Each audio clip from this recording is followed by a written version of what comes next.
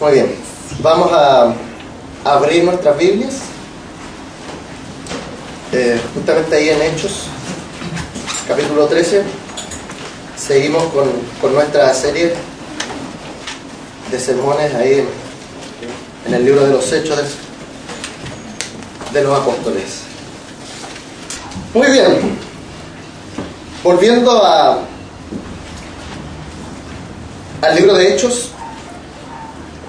La semana pasada comenzamos a hacer un análisis, ¿cierto? Y escuchar un sermón acerca del capítulo 13, los primeros versículos de especialmente los primeros 12. Y pudimos encontrar que Dios hace un llamado especial a la iglesia en un momento determinado a poder enviar misioneros hacia otros lugares, y aparta a sus dos mejores hombres para esto.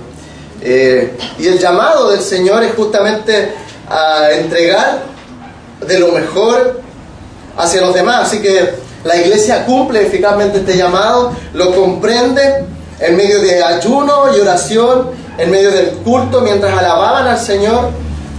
Dios mismo hace este mandato de que aparten tanto a Saulo como a Bernabé, ¿sí? Y estos eran sus mejores hombres. Uno dedicado especialmente a tener un buen diálogo, tenía una muy buena retórica, ese era Pablo. Y otro muy bacán en cuanto al ministerio de la enseñanza, y ese era Bernabé. Bernabé era el profesor doctorado en educación, por así decirlo, y Pablo era el experto en los discursos y en la retórica. Así que ahí había un complemento esencial que Dios deseaba para enviar a estos hombres a predicar el Evangelio hacia otros lugares. Sin duda alguna son dos elementos muy importantes: el predicar del Evangelio y el enseñar cómo el Evangelio va transformando las vidas de cada uno de nosotros. Y esa normalmente era la labor de Bernabé. Sin embargo, en los versos siguientes, del 14 en adelante, del 13, perdón, en adelante, del capítulo 13 de Hechos, nosotros nos encontramos con una situación que comienza a ser característica en el libro de los Hechos, ya que desde aquí hacia atrás, en el libro de los Hechos, normalmente hay una mención especial en cuanto al trabajo que hacen los discípulos de Jesús mismo, en cuanto al trabajo que hace Pedro, las predicaciones que hace Pedro.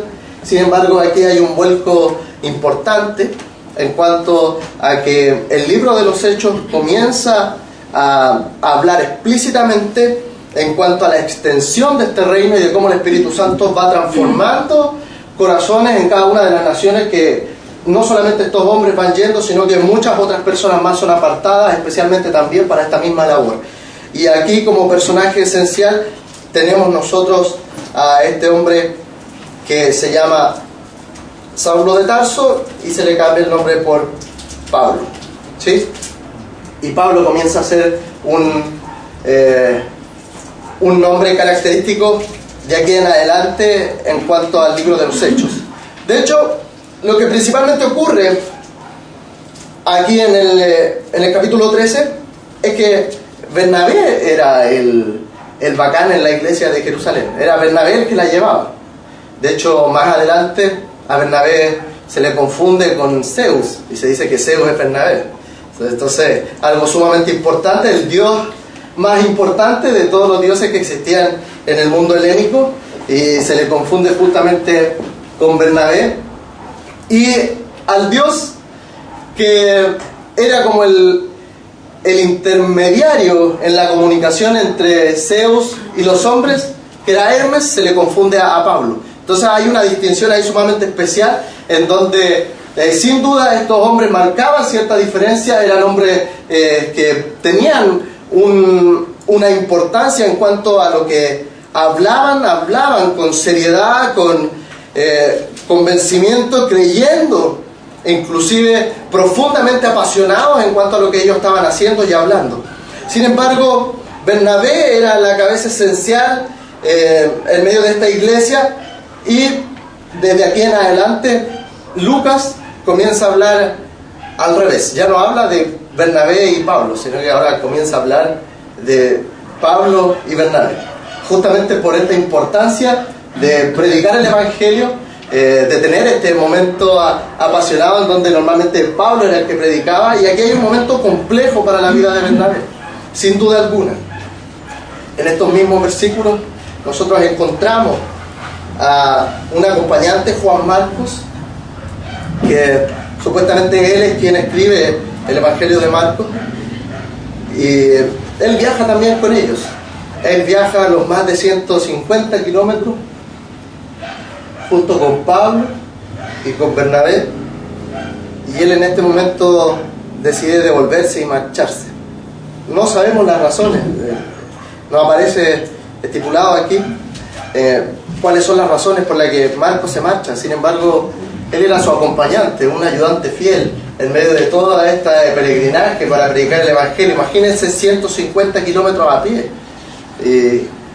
por lo menos 50 kilómetros más en barco, lo cual en aquel tiempo demoraba bastante. No teníamos el petróleo como hoy día para disfrutar de él y desplazarnos tan fácilmente, ni tampoco los zapatos 24 horas, que sin duda nos ayudan bastante en nuestro trabajo, ¿cierto? Normalmente aquí era otro tipo de suela, un poco más artesa y más convencional, así que Dios tuvo misericordia también de estos hombres, de bendecir ahí sus pies en todo lo que ellos caminaban. Y aquí ocurre el primer viaje misionero de este hombre, que comienza a ser el hombre representante de la predicación y de la extensión del reino, que es Pablo, sin duda alguna. Este es el primer viaje misionero, y así nos dice el versículo 13 de este mismo capítulo. Fueron a la mar desde Pafos y llegaron a Perge de Panfilia. Juan, refiriéndose a Juan Marcos, se separó de ellos y regresó a Jerusalén. Ellos siguieron su viaje desde Perge hasta Antioquía de Pisidia. Y el único cálculo que puede sacar exacto es que de Perge a Antioquía de Pisidia eran 150 kilómetros. Y hay que aumentarle todo lo demás que caminaron antiguamente y que anduvieron sin duda por barco, también porque atraviesan una isla y todo lo demás. Sin embargo, estos hombres llegan a Antioquía de Pisidia, que no se debe confundir con la Antioquía de Siria, que es la que predicamos anteriormente, por ahí por los capítulos 8, si no me equivoco.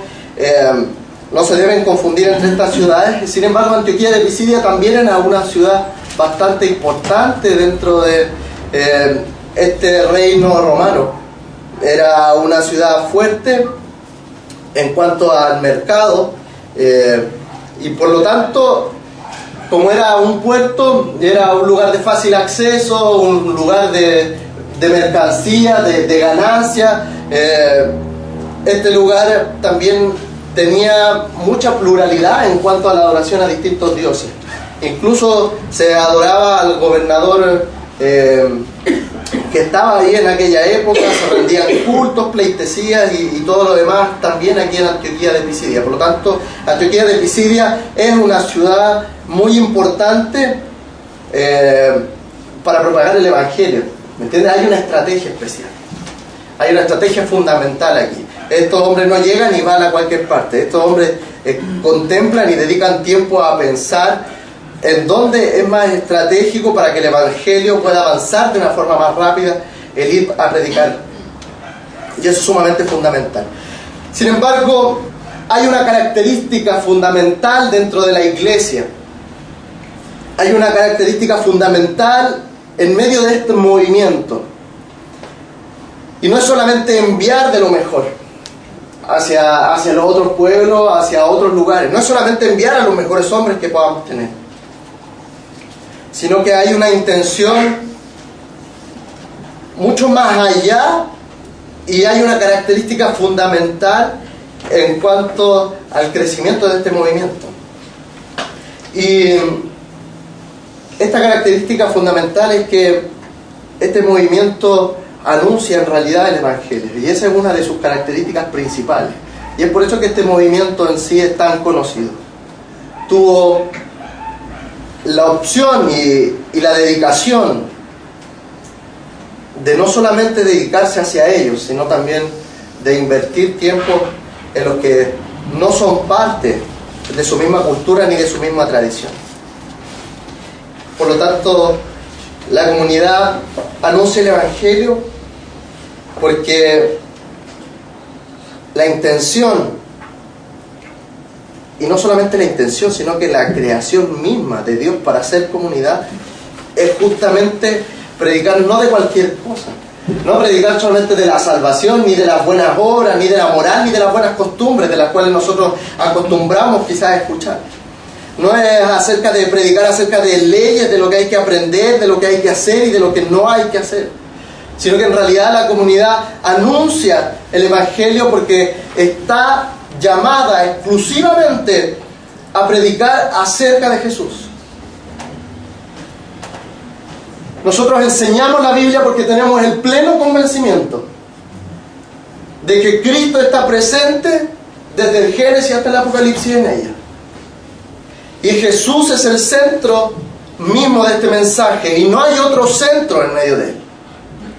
Y es por eso que es tan importante la llegada de estos hombres a Antioquía, porque ellos van como buenos judíos día sábado a la sinagoga. Y había una costumbre muy importante en medio de ellos, y era parte de la estrategia también misionera de estos hombres, sin duda alguna lo era. En el versículo 15 lo podemos encontrar, que le dicen a estos hombres, a Bernabé y a Pablo, le dicen: hermanos, si tienen algún mensaje de aliento para el pueblo, hablen. Ellos no eran personas conocidas, a ellos nadie les conocía.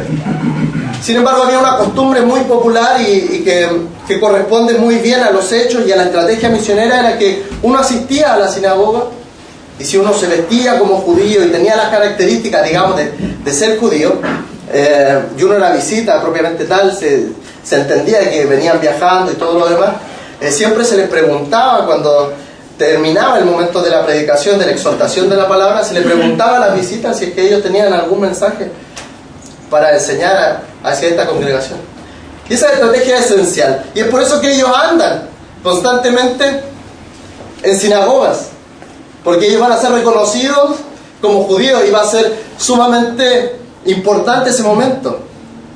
Va a ser el momento crucial en donde son invitados para hablar a, no sé, 50, 60 personas, quizás más, acerca de que el Mesías tan esperado ya vino, y que ellos deben confiar en que Él ya vino y que Él va a cambiar y transformar sus vidas y va a transformar, por supuesto, la religiosidad de aquel momento. Entonces, ¿qué mejor momento para estos hombres que este? Y estos hombres se dedican, sin duda alguna, aprovechan el momento. Y es donde Pablo se pone de pie y Bernabé, el que era el líder mayor, se queda atento, escuchando prácticamente a su pupilo. Y Pablo dice: escúchenme, israelitas, y ustedes, los gentiles temerosos de Dios. El Dios de este pueblo de Israel escogió a nuestros antepasados y engrandeció al pueblo mientras vivían como extranjeros en Egipto. Con gran poder los sacó de aquella tierra y soportó su mal proceder. Estos hombres están apelando al Antiguo Testamento. Estos hombres están conscientes de que el anunciar el Evangelio no es hablar simplemente de Jesús en cada momento: Jesús te va a dar esto, Jesús es aquí, Jesús es allá, Jesús te bendice, sino que estos hombres muestran a través de la historia cómo Jesús es revelado progresivamente. Y eso es fundamental para el entendimiento y para el anunciar nosotros el Evangelio. Estos discursos son una escuela para nosotros, son una escuela muy enriquecedora para poder presentar acerca de Jesús hacia otras personas. Deseamos técnicas muchas veces, buscamos evangelismo explosivo, las 4 leyes espirituales y un montón de cosas más. Y la Biblia, sin duda alguna, nos muestra formas importantes acerca de cómo presentar a Jesús a las demás personas, quienes no le conocen. Por lo tanto, esta iglesia anuncia el Evangelio principalmente porque entienden que ellos están para predicar acerca de Jesús. Independiente que sea este Jesús que va transformando la historia y que va mostrando pequeñas luces. Pero estos hombres y esta comunidad sin duda envía a estos hombres para predicar solo acerca de Jesús. Y no solamente es ella la motivación para el anunciar de Jesús, sino que también hay una motivación porque estos hombres y porque a través de Jesús es que se comprende el plan que Dios tiene para el mundo. Y es que el mundo fue hecho para glorificar a Dios, y tú y yo fuimos hechos para glorificar a Dios todos los días de nuestra vida. Y es así como ellos hablan a través de la historia del pueblo de Israel y a través de hombres como Abraham. Pasan también por ciertos periodos políticos. Mencionan a Samuel en el establecimiento de un rey como lo es Saúl. Después menciona al rey David, y posteriormente del rey David menciona a Cristo. Y aquí hay algo muy interesante, porque la esperanza de estos hombres judíos estaba radicada en que iba a venir un Dios, o iba a venir su rey, mejor dicho, que los iba a liberar de toda esclavitud, y que el pueblo de Israel iba a ser el más importante, prominente de todos los reinos de la tierra. Y es por eso que es tan importante para estos hombres mencionar acerca de estos reinados. Y es por eso que para mucha gente, al igual que ellos, es tan importante, por ejemplo, quién está gobernando en el poder, porque justamente la esperanza normalmente del hombre radica en otras cosas que no es Dios mismo, que no es el reinado de Dios mismo, que no es el gobierno de Dios mismo. La esperanza muchas veces está enraizada ahí en los movimientos políticos, y lo hemos podido ver a lo largo de la historia.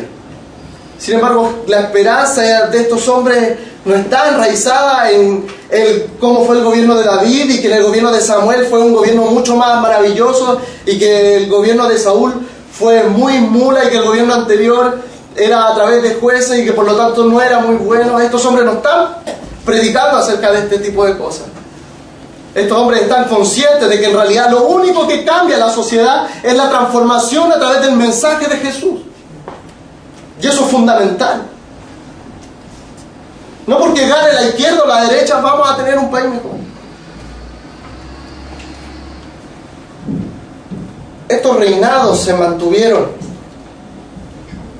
en épocas importantes en donde existía un rey humilde, pero también se mantuvieron en donde existieron reyes poderosos que abusaron de su poder, incluyendo a Saúl, incluyendo a David, incluyendo a su hijo Salomón. Y así va a seguir pasando con cada uno de nuestros reyes, con cada uno de nuestros gobernantes. Ninguno de ellos va a tener la capacidad de entregarnos el país que nosotros deseamos en nuestro corazón, porque en realidad la única manera de transformar los corazones es a través del mensaje de Jesús. Y es así como se entiende el plan que Dios tiene para el mundo y para nuestra nación. Solamente a través de Cristo nosotros vamos a poder entender y encontrar la esperanza real, en vez de encontrarla en algún tipo de gobernante que sin duda hay que votar, que sin duda hay que elegir por quien pueda entregar el mayor beneficio para nuestra sociedad. Y de eso somos absolutamente responsables. Sin embargo, nuestra esperanza jamás ha de ser radicada ahí en ninguno de ellos, ni en la izquierda ni en la derecha. Amén. Ninguno de ellos tiene el poder para transformar corazones, cambiar vidas, transformar naciones, Amén, restaurar personas. Absolutamente ninguno de ellos. Y aquí me quiero agarrar de un pastor que llegó a ser el primer ministro de Holanda, que se llamaba Abraham Kuyper. Un gran ejemplo para nosotros, tanto en política como en ética. Él dice: ni la izquierda ni la derecha van a entregar la esperanza certera que necesita nuestro pueblo, porque ambos movimientos nacen exclusivamente del movimiento de la Revolución Francesa, la cual quiso quitar a Dios de ser el centro del mundo. Y esa es la realidad. Y el trabajo nuestro es en realidad traer a Jesús a la vida de las personas, mostrar a Jesús a la vida de las personas para que Él sea el centro del mundo. Y la iglesia anuncia exactamente esto. La iglesia, más que anunciar un movimiento político posterior, en realidad anuncia lo que Dios quiere para el mundo. Y lo que Dios quiere para el mundo es que Chile pueda glorificar a Dios de mejor manera y que tú puedas hacerlo en tu casa, y desde lo más pequeño hasta lo más grande, hasta lo más macro. Ese es el plan real del Señor. Y el plan real del Señor es el que trae salvación. Y es por eso que Jesús está presente ahí. La iglesia anuncia el Evangelio porque comprende esto. Pablo y Bernabé están dispuestos a mostrar que su mejor rey no era David, que su mejor rey no era el Salomón, que el mejor gobierno que ellos podían tener no era a través de los jueces, por medio del profeta Samuel cuando él estaba ahí. En realidad el mejor gobierno que puedes tener es en tu vida personal, solamente a través de Jesús. Y la comunidad en movimiento anuncia el Evangelio comprendiendo en realidad este plan, comprendiendo quién es Jesús y por qué vale el hablar acerca de esto. Y eso lo encontramos aquí en los versículos del 16 en adelante, mencionando a cada uno de los profetas, mencionando cada uno de los movimientos políticos incluso que ha podido tener Israel, mencionando que ninguno de ellos y ni ningún hombre, aunque fuese rey de su pueblo, iba a ser capaz de transformar los corazones, salvo como lo hizo Jesús.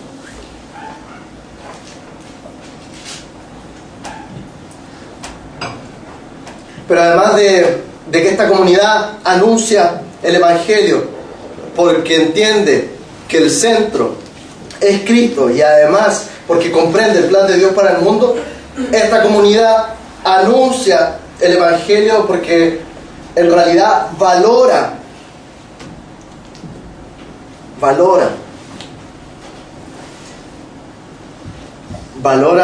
la humillación de Cristo aquí en la tierra. Y eso es fundamental en la predicación del Evangelio. No hay predicación real si no existe una conversación acerca de lo humilde que fue Jesús y por lo que Él padeció, por su vida, por su muerte y por su resurrección. No hay predicación real para transformar corazones que no valoren estas cosas. No hay movimiento ni en Pablo ni en Bernabé de enseñar que Jesús va a solucionar todos tus problemas y va a responder a todas las necesidades de tu vida. No hay ninguna pescada de estas cosas. Absolutamente nada de eso. Hay humillación, hay muerte y hay resurrección. Y eso es parte esencial para hablar acerca de Jesús. Jesús va a cambiar tu vida cuando en realidad comprendas y valores la humillación en realidad de Cristo. Y vas a comprender que muchas cosas, así como el poder, no sirven de nada si no está Cristo ahí en el corazón de las personas. Los versos 26 en adelante mencionan la vida de Jesús. Gentiles, temerosos de Dios, y ustedes, hermanos, descendientes de Abraham, se nos ha enviado el mensaje de salvación. Los habitantes de Jerusalén y gobernantes no reconocieron a Jesús, por lo tanto, al condenarlo, cumplieron las palabras de los profetas que se leen todos los sábados. Aunque no encontraron ninguna causa digna de muerte, le pidieron a Pilato que lo mandara ejecutar. Después de llevar a cabo todas las cosas que estaban escritas acerca de él, lo bajaron del madero y lo sepultaron, pero Dios lo levantó de entre los muertos. Es así que durante muchos días lo vieron los que habían subido con él de Galilea a Jerusalén, y ellos son ahora sus testigos ante el pueblo. Nosotros les anunciamos a ustedes las buenas nuevas respecto a la promesa hecha a nuestros antepasados, Dios la ha cumplido plenamente a nosotros, los descendientes, al resucitar a Jesús. Como está escrito, y aquí Pablo está citando directamente el Antiguo Testamento, está diciendo: tú eres mi hijo, hoy mismo te he engendrado. Dios lo resucitó para que no volviera jamás a la corrupción. Así se volvieron estas palabras: yo les daré las bendiciones santas y seguras prometidas a David. Y es por eso que no permitas que el fin de tu santo vea corrupción. Ciertamente David, después de servir a su propia generación conforme al propósito de Dios, murió, fue sepultado con sus antepasados, y su cuerpo sufrió la corrupción. Pero aquel a quien Dios resucitó no sufrió la corrupción de su cuerpo. El mensaje central en medio de todo esto es Jesús en todo momento. Vemos ahí Jesús, vemos el plan de Dios, y una vez más vemos la humillación de Jesús y la real predicación del Evangelio acerca de Jesús. Hay buenas nuevas, buenas noticias. No está haciendo un llamado a que tus problemas van a estar agotados en ningún momento. Está hablando en realidad acerca de quién es realmente a Jesús, y que eso les motiva a hablar acerca de Él. Si la vida de Jesús, si la muerte de Jesús, si la resurrección de Jesús no te motiva a levantarte temprano para adorarle por ello, en realidad no sé qué más te va a motivar. Y sin duda este acto de vida de Jesús, este acto de humillación de Cristo, era la motivación sin duda alguna para estos hombres de hablar acerca de Él. Era tanto la motivación que era el mensaje central. La vida, la muerte y la resurrección era el mensaje central de los apóstoles. No era otro. No era cree en Jesús y listo, y ándate para tu casa. No era cree en Él, que es el Señor y el Salvador, y está bien. No era ese tipo de predicación, porque en realidad los demonios saben que Jesús es el Salvador. Satanás conoce que Jesús es el Salvador. Satanás y los demonios comprenden y entienden y están seguros que Jesús es el Señor de la creación. Y es por eso que nos basta, queridos hermanos, con conocer y con decir en realidad: yo creo que Jesús es el Señor y el Salvador. Hay algo por detrás, hay una transformación esencial que es parte del Evangelio. Es lo que impulsa, en realidad, el conocer que Jesús es el Señor y el Salvador. Es lo que te impulsa a hablar justamente de Él mismo. Es lo que te impulsa a moverte el domingo en la mañana cuando quiere uno quedarse calentito en invierno. Es lo que motiva a respetar y a enseñar de Jesús en tu familia. Es la principal motivación, todo ello. No es solamente el reconocimiento insensato. Hay obras que Jesús hace en nosotros, a través de nosotros. Y esas deben de cumplirse. No son obras de Jesús los deseos y las maquinaciones de Satanás, sin duda alguna que no. Pero Él conoce que Jesús es el Señor y es el Salvador. Él lo sabe, los demonios también. ¿Y cuál será la diferencia? La motivación por detrás que hay. La motivación, el hacer. Tanto el decir como el obedecer. Esa es la motivación real. Ese es el movimiento y ese es el cambio distinto. Nosotros conocemos mucha gente que conoce de Jesús y que es el Señor y que es el Salvador. Pero no está ahí. ¿Por qué? Porque no hay motivación de nada. Porque no hay valoración del mensaje de Jesús. No hay valoración de la humillación de Jesús. No hay valoración de su muerte. No hay valoración de su resurrección. Queridos hermanos, una vez más les digo, vuelvo a repetir esto: Satanás y los demonios saben que Jesús es su Señor, es el Señor, que es el Salvador del mundo. Ellos lo conocen. Nosotros también lo conocemos. Sin embargo, ¿cuáles van a ser las acciones que hay por detrás de haber conocido eso? Y de haber aceptado esta realidad certera, sin duda alguna, a través de la historia. ¿Cuál va a ser la respuesta nuestra? Porque la respuesta de estos hombres fue valorar tanto la vida y el sacrificio de Jesús, que iban y hablaban de este. ¿Cuál es nuestra motivación en realidad? Estos hombres anuncian el Evangelio porque valoran todo lo que Jesús hizo. No solamente reconocían que Él era el Señor y el Salvador, sino que en realidad valoraban, y eso les llevaba a cumplir con su palabra, a anunciar del Evangelio, a que otros conocieran de esto, y que no solamente estuvieran en conocimiento que había un Jesús, que no solamente estuvieran en conocimiento de que había una resurrección, sino que en realidad lo que ellos deseaban era ver vidas transformadas. Y era por eso que estos hombres se quedaban con esta gente a enseñarles, y es por eso que había un hombre que predicaba y había un hombre que les enseñaba, porque estaban dispuestos a mostrar cómo el Señor transformaba las vidas de cada uno de ellos. Y nuestras vidas han sido transformadas por ese Evangelio. Nuestras acciones han sido transformadas por aquel Jesús y por aquel reconocimiento de que Él es el Señor y el Salvador del mundo y el Salvador especial de mi vida. Nuestras acciones lo demuestran, nuestras vidas lo demuestran. ¿Quién está más cerca de nosotros puede dar fe de que en realidad nosotros valoramos la vida y la muerte de Cristo? Sin embargo, esto no queda ahí. Después de anunciar este Evangelio,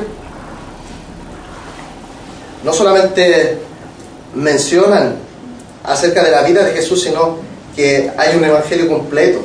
Hay buena noticia, sí, el Evangelio es una buena noticia, sí, súper buena noticia para quien recibe al Señor en su corazón. Pero no es buena noticia para quien no lo recibe, ¿cierto? Sí. A ver, tenemos una hermana atenta, ¿no? Te contesto por eso.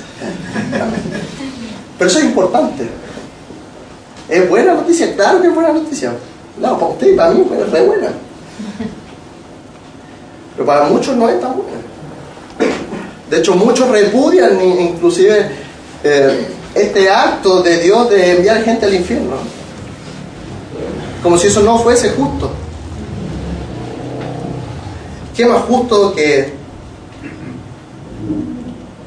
castigar a quienes no han creído en toda esta esperanza que ha venido a lo largo de la historia?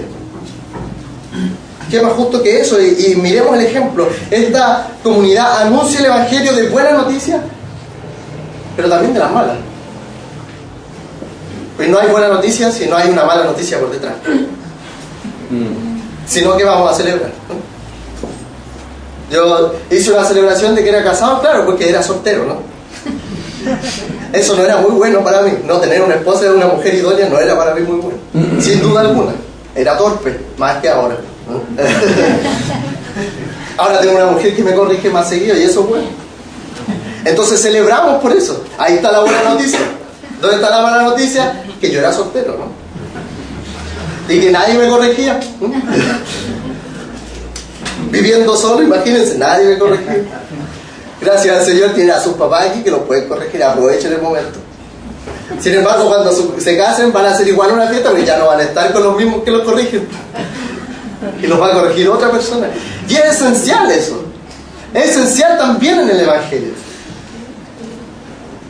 ¿Sabes qué? Jesús es quien se humilló, quien Dios siendo hombre quiso venir a dar la vida por ti. Y sabes que si tú crees en Él, tú vas a estar para siempre en su presencia. Y si tú no crees en Él, vas a estar para siempre lejos de su presencia. Y en un sufrimiento terrible. Y los discípulos, los apóstoles, Pablo menciona esto. En el versículo 38. Sepan que por medio de Jesús se les anuncia a ustedes el perdón de pecados. Si tú crees en el Señor Jesús como tu Señor y Salvador y estás dispuesto a arrepentirte de tus pecados, Él va a perdonar tus pecados. Sin embargo, ustedes no pueden ser justificados por el cumplimiento de las buenas cosas. Y mucha gente cree que va al cielo por sus buenas obras, ¿sí? Los judíos también creían que si cumplían cada vez más los mandatos de la ley, ellos iban a estar ahí en la presencia del Señor, por ese cumplimiento. Y muchas veces nosotros también creemos que el Evangelio se basa solamente en la moral y en las buenas costumbres. Sin embargo, va mucho más allá. Ustedes no pudieron ser justificados de esos pecados por la ley de Moisés, pero todo el que cree es justificado por medio de Jesús.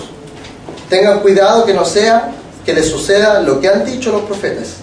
Miren burlones, asómbrense y desaparezcan.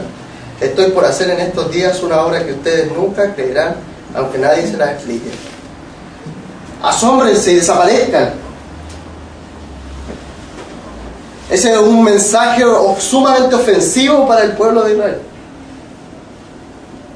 Si ustedes no creen en Jesús, y está citando aquí al profeta Habacuc,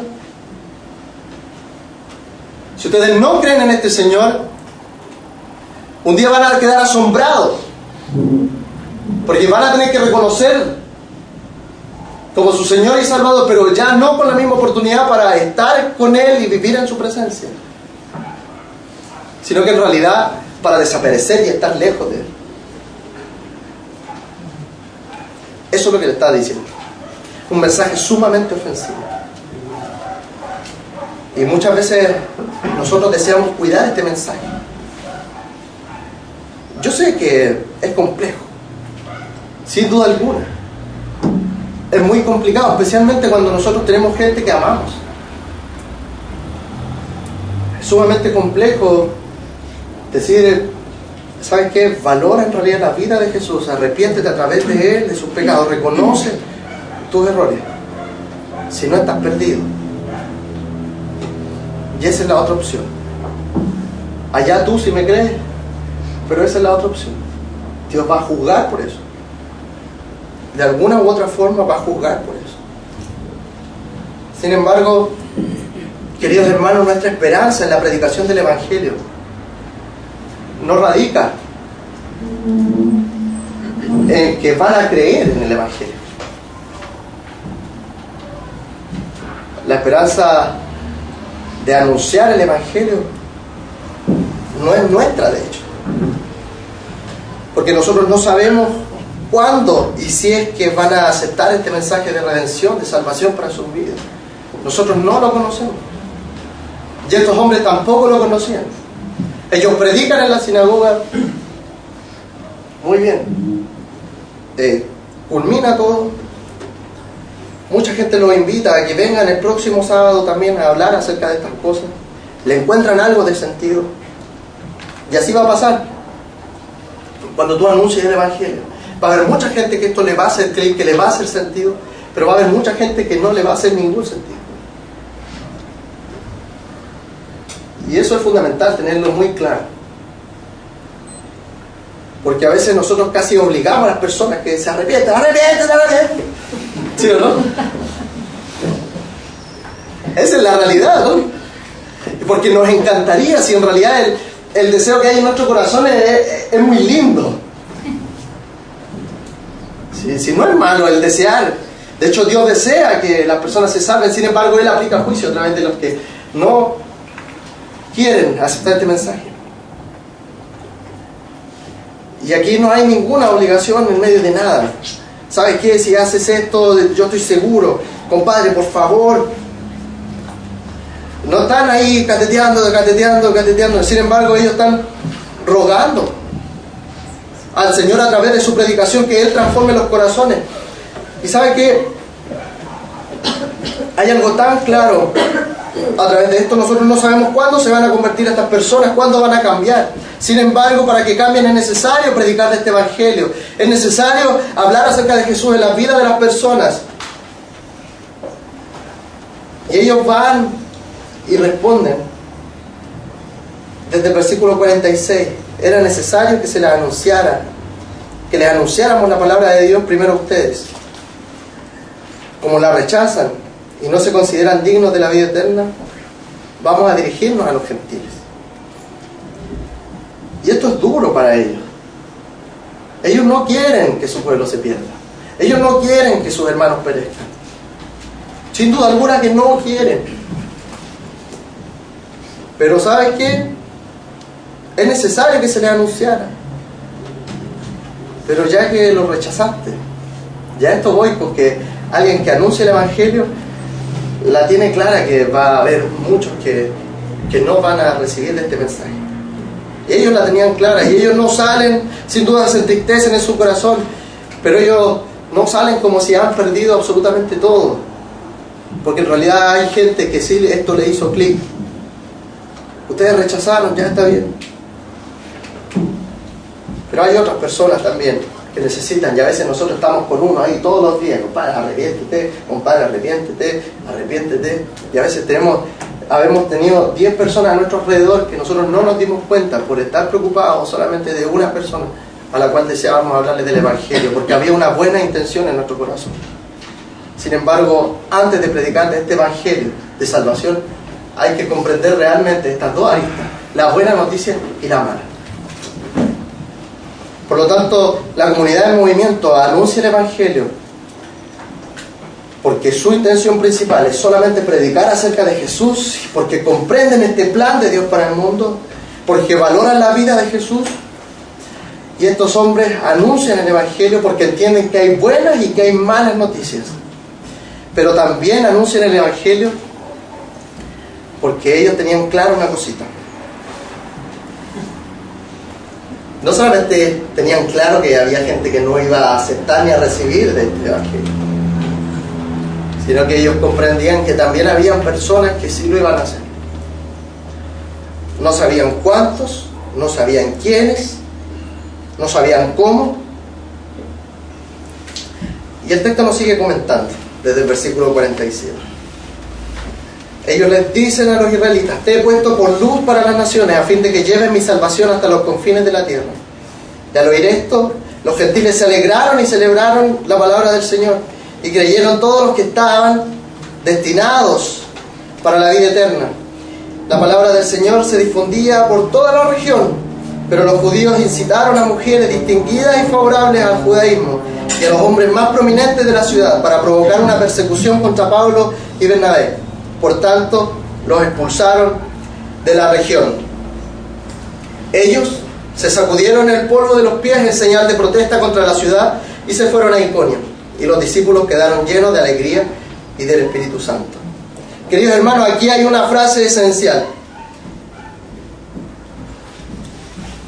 Al oír esto, al oír esta noticia, al oír que venía a través de los judíos la salvación, ellos se alegran, los gentiles, y creen. Los que no eran judíos, sin embargo, creen todos los que estaban destinados a la vida eterna. Esta es una ordenanza presentada en un verbo súper extraño en el griego, tan extraño que no me gusta estudiarlo, ni siquiera leerlo.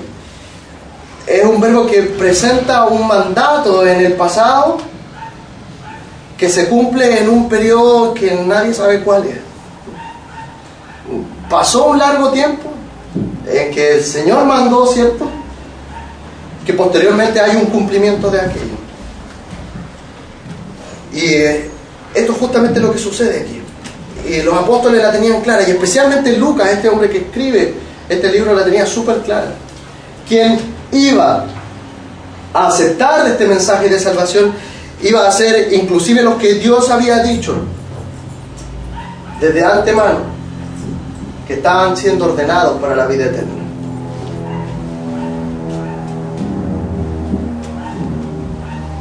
Y eso entrega sin duda alegría a la vida de ellos, porque la palabra del Señor se cumple en la vida, las promesas del Señor y el cumplimiento y su mandato se cumplen en algún momento determinado. Por lo tanto, no está, este texto menciona aquí, esto da a entender que no estaba en la capacidad retórica de Pablo quienes se habían convertido. No era esa la conversión, no era la capacidad maravillosa que quizás Pablo tenía para conversar y para hablar del mensaje claramente, sino que en realidad lo que había transformado los corazones había sido Dios mismo, desde una orden desde mucho tiempo antes, en que el que se había convertido había sido solamente el que estaba ordenado para la vida eterna. Y ellos lo manifiestan también de esta forma. Si no, este texto no aparecería ahí en ninguna parte. Ellos confiaban en eso. Por lo tanto, como nosotros no sabemos a quiénes han sido electos para la conversión, nosotros debemos tener en claro que no debemos perder oportunidad para predicar a muchos de ellos, porque muchos van a decir que no, pero muchos van a decir que sí, porque el Señor ya nos ha tenido preparado para eso, porque el Señor ha venido trabajando en el corazón para ello. Y usted puede decir, pero bueno, si existe esto de la predestinación, ¿para qué voy a predicar el Evangelio? Si en realidad se van a convertir de alguna u otra forma los destinados para la vida eterna. Esta doctrina no es para que usted no lo haga, sino es al contrario, es una manifestación concreta para que usted lo haga con una certeza real de que va a haber conversiones efectivas, de que van a haber cambios de vida esenciales desde la raíz, en donde va a haber gente que estaba muerta y ahora va a estar viva, en donde hay corazones de piedra que van a ser transformados en corazones de carne solamente porque Dios ha tenido misericordia en un momento determinado para quienes están destinados para la vida eterna. Y el Señor se ha dedicado de transformar esos corazones. Por lo tanto, usted tiene que ir y anunciar el Evangelio sin importar a quién. Y debe sentirse motivado por esa razón. Debe sentirse motivado porque quizás él estaba destinado para la vida eterna. O él está destinado para la vida eterna. Es una motivación esencial. ¿Sabe por qué? Porque no hay conversión si no es a través de la palabra del Señor. Y la palabra del Señor ellos no la van a descubrir solos.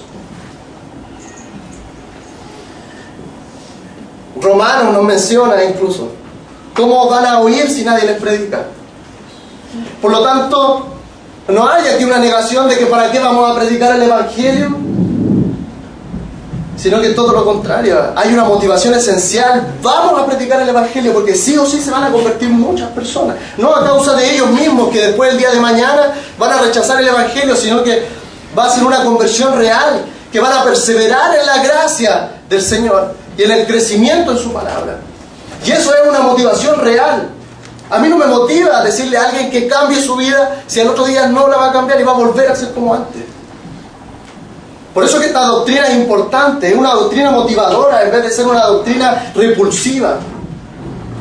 Inclusive, a través de esta doctrina el Señor está diciendo, yo te miré desde antes de la fundación del mundo y valoro tu vida. Y hice que el mensaje llegara a tu corazón en algún momento a través de algún siervo. Pero era yo el que estaba haciendo la obra. Por lo tanto, aquí no había ningún lujo en el que Pablo pudiese decir, hey, se convirtieron gracias a mi predicación. No había ninguna. Pablo lo único que hace es lleva la palabra del Señor.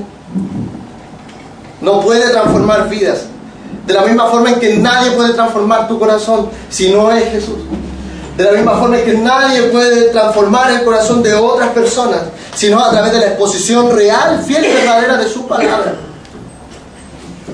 Así que, hermano, comprenda y enamórese de los planes del Señor que Él tiene desde antes de la fundación del mundo para con muchas personas. No existe un sello para saber quiénes van a recibir y aceptar este Evangelio. Y es por eso que la motivación es tremenda. Y es un desafío gigante. Predicarle a muchos, ¿no? No levantarle la cabeza a alguien y ver a dónde está la marca para predicarle el Evangelio como él se va a convertir y el otro no. ¿Se fijan? Y es maravilloso. Es maravilloso porque en cada momento y cada actuar y cada acción de estos hombres está centrado en que es Dios quien hace la obra. Y es por eso que estos hombres se sienten tan motivados a anunciar el Evangelio. Y se sienten seguros también en hacerlo. Porque están haciendo nada más que entregar una palabra del Señor. Y ellos saben que no van a transformar el corazón. Porque les aseguro que si ellos pensaban que a través de su buena retórica iban a poder transformar la vida de estos hombres, yo les aseguro que estos hombres a lo mejor hubieran caminado 5 kilómetros y no los 150. Si estos hombres hubiesen sabido y hubiesen tenido la certeza de que iba a predicar el Evangelio y que después de ese Evangelio uno lo rechazaba y se caía, yo les aseguro que ellos no hubiesen ido a predicar acerca de él. Sin embargo, estos hombres tenían la completa certeza de que cuando habían corazones transformados para siempre.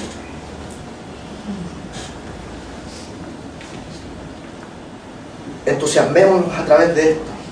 Entusiasmémonos a través del anunciar el Evangelio de Cristo, por cada una de estas características que tiene este movimiento, que es predicar de Jesús, es comprender el plan de Dios, valorar la vida de Jesús, comprender tanto la buena como la mala noticia y anunciar el Evangelio, porque es Dios quien hace la obra y no nosotros.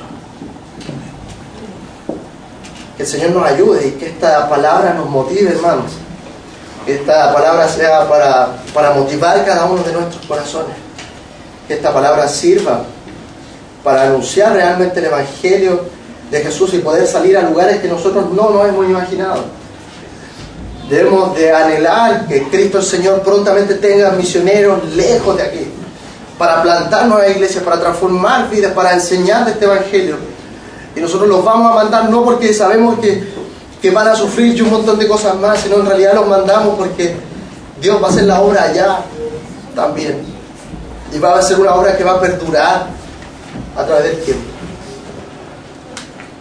Motivémonos con esto. Y que sea un pronto auxilio también al llamado que Dios tiene para cada uno de nosotros, que es anunciar sin duda la buena noticia de que Jesús es el Señor, el Salvador, y que a través de Él hay vidas transformadas. Pero si no hay vidas transformadas, Él es el Señor y es el Salvador. Solamente Él. Tengamos un momento de oración.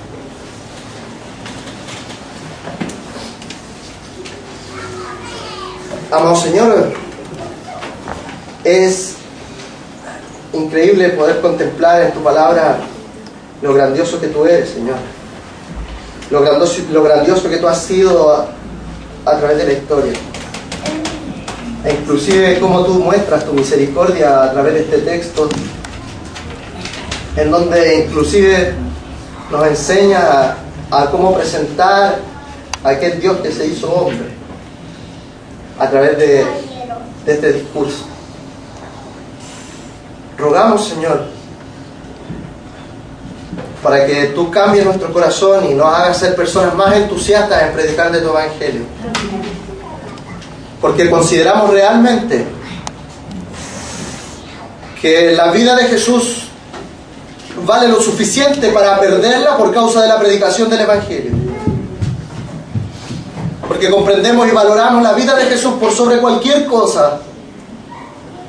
Y ayúdanos a tener la humildad, oh Señor, para ser personas que se capacitan en tu palabra para tu obra. Dios, ayúdanos a ser como Pablo y como Bernabé, hombres preocupados por la extensión de tu reino. Hombres preocupados, Señor, no por posicionar a algún rey terrenal que pueda cambiar sociedades, sino que en realidad hombres posicionados por presentar a Jesús, quien cambia en realidad naciones completas y es capaz de reformar imperios enteros y corazones. Así que ayúdanos, Señor, a valorar día a día el mensaje de la buena noticia para nosotros. Ayúdanos, Señor, porque nosotros decaemos, nos callamos, nos hacemos a un lado muchas veces con quienes sabemos que necesitan de este mensaje, con quienes deben escuchar de este mensaje. Así que ayúdanos a ser personas que en realidad predican como corresponde. Ayúdanos a ser personas entusiastas con el anunciar de tu Evangelio, porque este transforma vidas. Ayúdanos con eso, Señor. Por favor, ayúdanos a ser una iglesia que esté en movimiento anunciando constantemente. Ayúdanos a hacerlo. En el nombre de Jesús, oramos y rogamos perdón por no serlo en más de una ocasión de nuestra vida. Oramos por no ser de esta iglesia, por no ser parte de este movimiento que anuncia de tu Evangelio. Oramos rogándote el perdón, Señor, por callarnos.